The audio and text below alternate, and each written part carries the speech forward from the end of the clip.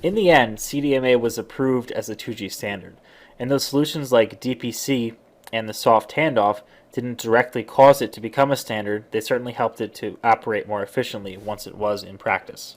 We should also point out a few compelling advantages of CDMA over TDMA, which became more apparent around this time. One is a tenfold improvement over the original analog capacity, which TDMA did not have. TDMA, if you remember, only had something like a 3 times improvement over analog, but Qualcomm was saying that CDMA had a 10 times improvement, and they would experiment with that and found that out from their field trials. So it wasn't quite the 40 times that they had thought, but 10 times is still way better than the 3 times. And so they would promote that. So this is one way. Another way that they said that it was better was in terms of security.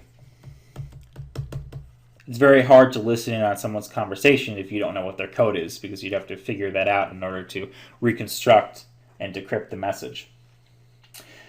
Another one is better voice quality. So CDMA, they were saying, had better voice quality.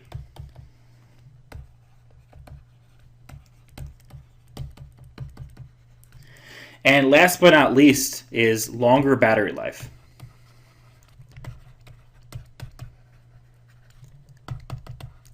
And to see this one, just note that under a TDMA scheme, or an FDMA/TDMA scheme, your cell phone, which is in the cell at any given time, is the only one that's currently transmitting. So we don't share time and frequency at the same time. So we can't have multiple users transmitting within a cell on the same frequency at the same time.